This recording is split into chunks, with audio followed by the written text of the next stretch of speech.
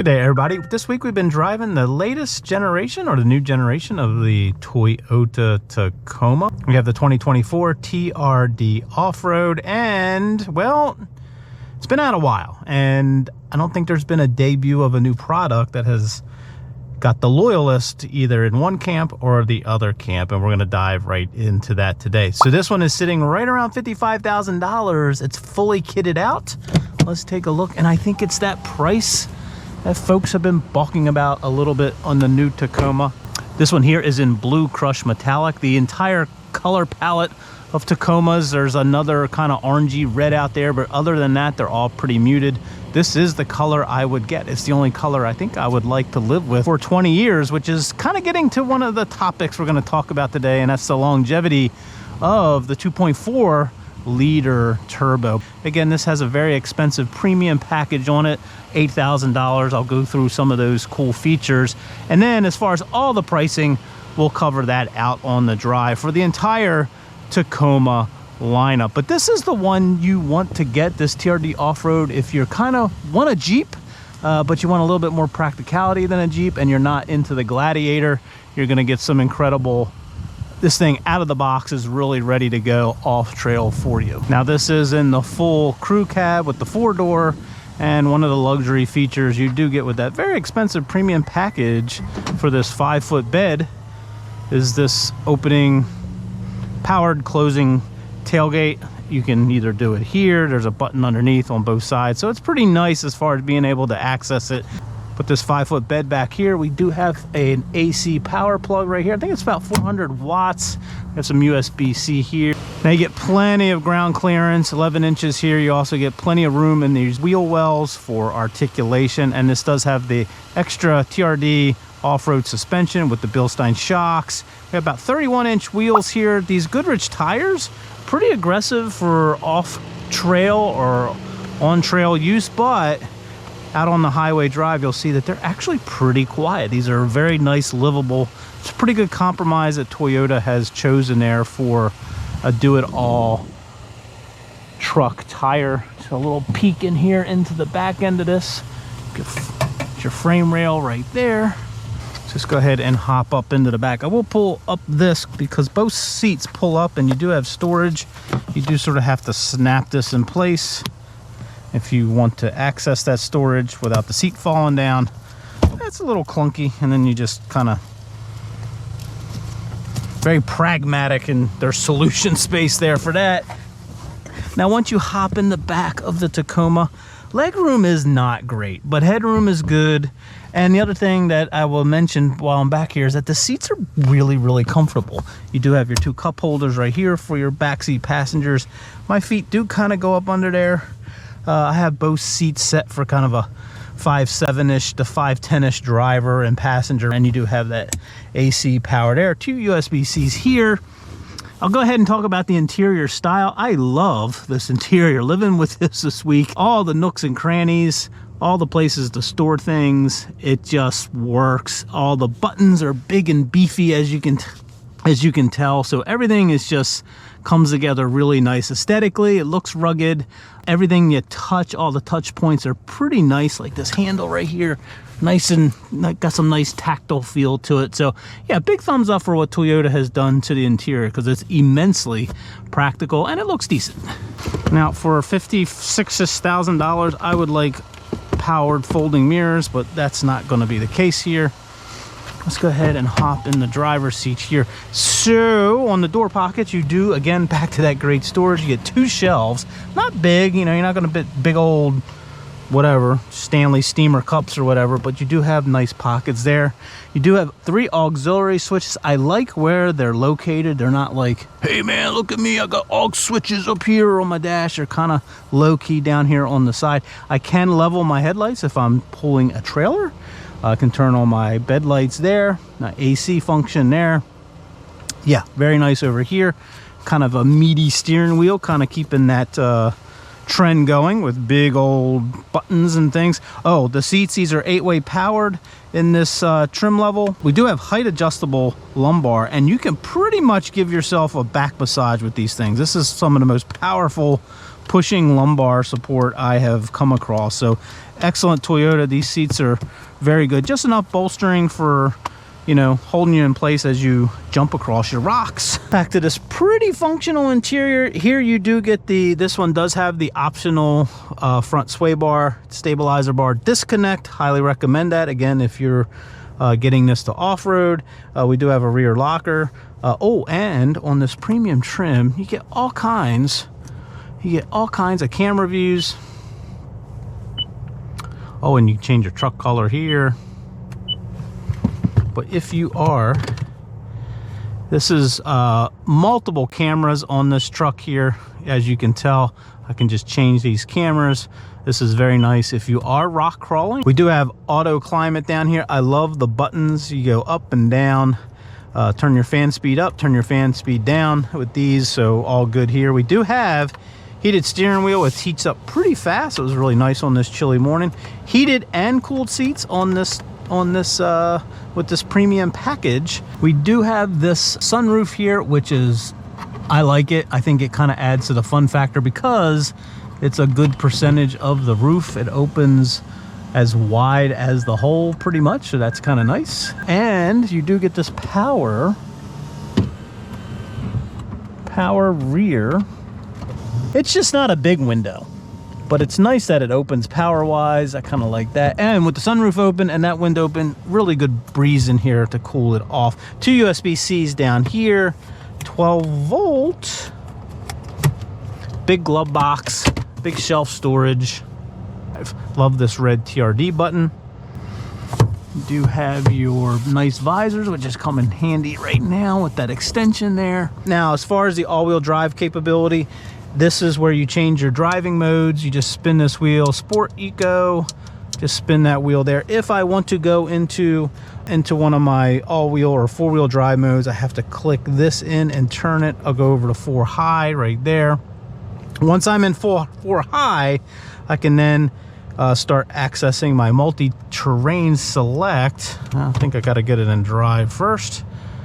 Yeah, multi-terrain select. Does not like to do things in park auto. Just start spinning the wheel here. Dirt, sand, mud, deep snow. Okay. And then if I'm in 4 low, I think I can then access my crawl mode. And then I can start changing my speed with this knob here. The infotainment system here, wireless Apple CarPlay. We do have a charger, wireless charger down here. Works. Toyota and Lexus do great with their wireless chargers. No issues with that. This is hooked up well with the wireless Apple CarPlay. It's pretty easy. Again, Toyota, Lexus, they let you expand Apple CarPlay, or you could bring up the menu system. You're gonna see this on Lexus Toyota products. Pretty easy to use. It's not, depending on the car, is really how many options, how deep the menus are. There's not a lot of menus when you go in the car here. There's just not a lot of menus on this truck, which is kind of good, which is what you want. This screen, though, I will tell you, it's a little distracting, especially at night, even on the dark mode. I just find it almost on the too big side.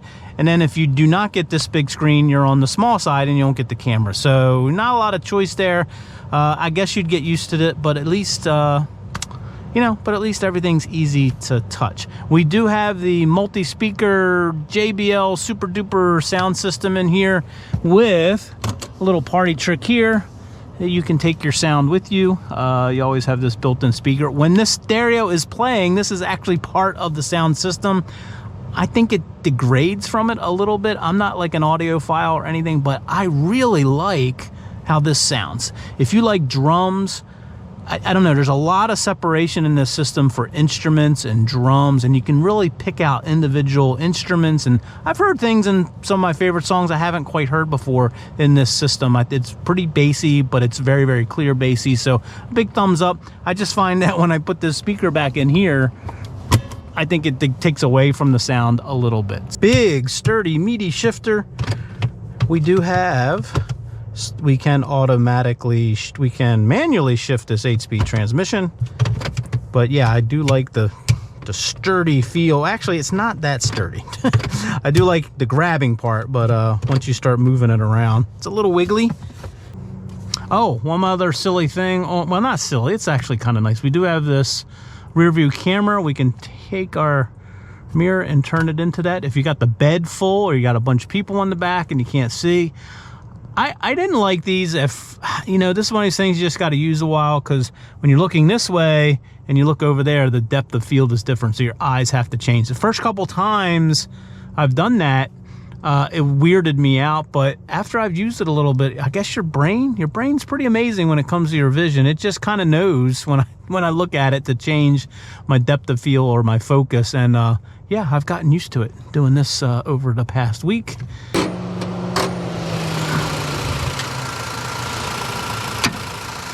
All right, so this has been the controversy, the durability. People are concerned about turbo. That 3.5 liter V6 is gone, but this solves a lot of drivability problems. You're not going to get lots of torque unless you go high displacement or turbocharged. And Toyota has rolled out turbos in their whole lineup, and you get all that torque. I'll put the torque and horsepower numbers out there. 278 horsepower, 300 and some-ish pound-feet of torque, and that torque comes on at 1,700 RPMs. Now, the other thing is folks say is, you know, this doesn't look horrendous to work on. If you ask my opinion, it looks like this could be down the road, not too bad. There's no engine cover. However, without the engine cover, it does not look like one of the Ford, the EcoBoost. They're just a major rat's nest. So this isn't too bad without the engine cover on top. And, you know, they're just for vanity there anyway. You can see the wheels are right here. This engine sits pretty far behind those front wheels. Yeah, let's kick it out for a drive. Okay, tooling along out here in the Tacoma. Okay, first things first, let's just start with the engine. You know, lots been made about this engine and reliability. I already talked a little bit about that. I personally would not be worried. I mean, Toyota has said they have over-tested this thing. This is not the same 2.4 in the Highlander. They've definitely beefed it up, and they've definitely done some testing. But it is a turbo. So, you know, there is that. It's going to break eventually, probably. Oil changes are going to be very, very important for a truck like this. Also, how hard you abuse this truck. If you're just commuting in it, occasional off-road, I think it's going to do fine durability-wise, reliability-wise. If you're towing a lot with it, doing some extreme stuff, yeah, you know, it's a turbo and could wear out. But the engine itself, I mean, the only thing that I have yet to get used to is just how grainy and sort of not very nice sounding. Is that the best word to say? It's not very pleasant to listen to, at least to my ear. Fortunately, the torque comes on, peaks at 1,700 RPM, so winding this out is kind of pointless. You can get like 0 to 60 in 8 seconds or so, but drag racing this thing is not its forte. It will scream pretty loud, but yeah, you can just feel that torque, like right there. Yeah, it's just, you'll get used to it. I've got a little bit more used to it over the week. I still don't like it, but I have to admit there's plenty of torque and pull here, and that's a good thing. So that's the engine. The 8-speed transmission has actually been very good. It's matched very well with all this torque. It doesn't shift. It doesn't hunt around a lot. It's fairly quick on its shifts. Again, it's just a regular old 8-speed doing its thing. I'll go ahead and put it over into manual shifting here.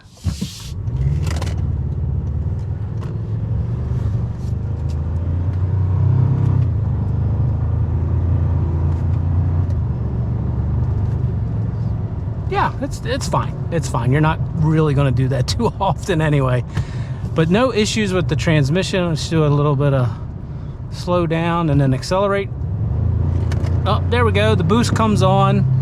I will tell you that there's a little bit of turbo lag, but you do have that boost gauge down there. You can kind of tell when it's coming on.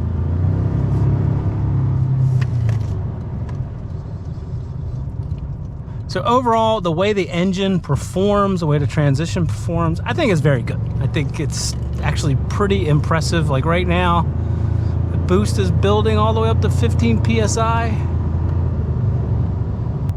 All right, before we get on to handling, I do want to give a big old hearty thank you for pressing play today. We really do appreciate it. And to all of our subscribers, well, we can't do this without you. So that's, again, greatly appreciated. Check out everything that we have to offer over on our channel. If you're not a subscriber, you like what you see, we'd love to have you along for the ride. Okay, handling. All right, well, it's a truck, but I will tell you the steering is accurate. It's not overly boosted or light. It's really comfortable, especially for parking. And it's sure-footed. It's not one of these trucks you kind of feel a little unwieldy in as you navigate some sharp turns. So I do like the steering feel. It's perfect for what this vehicle is. Very comfortable when you're maneuvering it, parking it, going forward, going backwards. Let's just go ahead and hit this turn with a little gusto. Oh, better get on the brakes.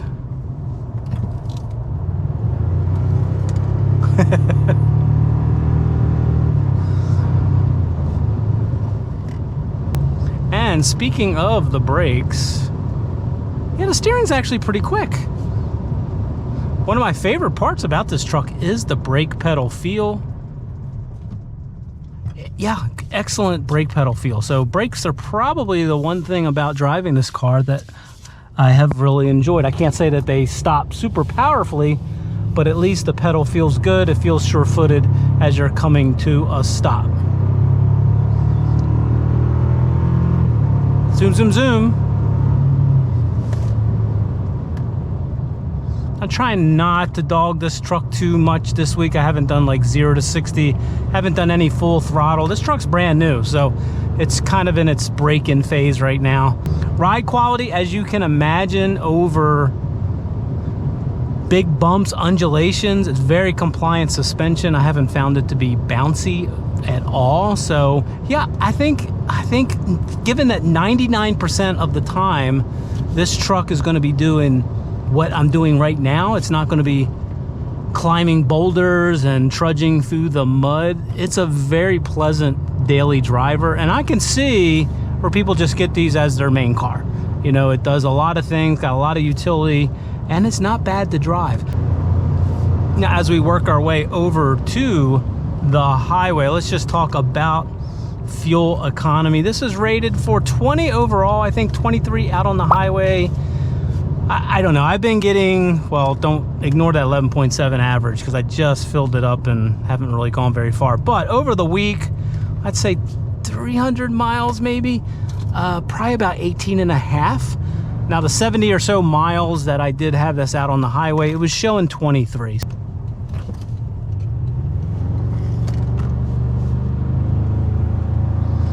All right, getting up to speed on the highway.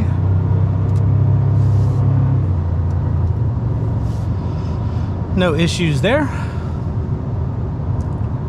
Whoa, a little lean in this entrance ramp. Big old truck.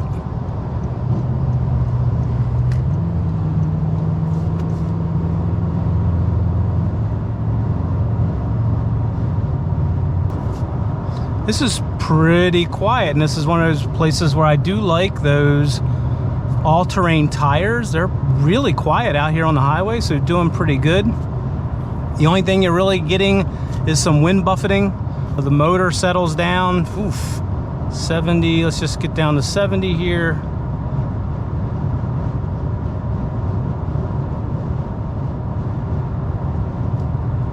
Maybe 1750.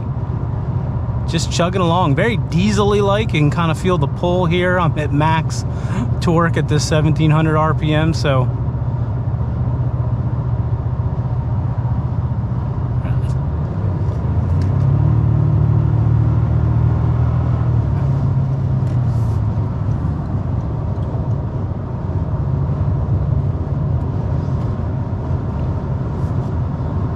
all right, let's just talk about seat comfort again. Lots of adjustability on these seats, so that's good.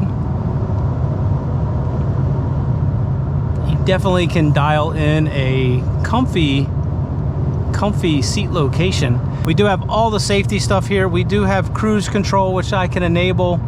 Works just like all the other Toyota systems. We do have lane trace, keep you down the middle, pretty good. Again, same system you're going to get on a Lexus, any of the other Toyota models, higher end cars, and it works really good. Now I'll go ahead and put up the base price for all 11 variants of the Tacoma up there. It's pretty wide, ranging from the SR all the way up to the Trail Hunter and TRD Pro there. I think the volume guy is always going to be that SR5 in two-wheel drive. Anyway, the one that we have here today, I already said it's 54826. Oh, and I should mention that you can get a manual in these TRD off-roads, which is pretty interesting. Save yourself $1,000 also. Now, the one we have here today has that premium package, but if you start out with the first package, that's $4,640. That gives you the heated 8-way power front seats, heated steering wheel, JBL audio with that speaker that pops out, wireless charger, front and rear parking assist. You get the auxiliary switches, you get the trailer brake controller, you do get that 400-watt AC 120-volt power outlet, and the power rear window.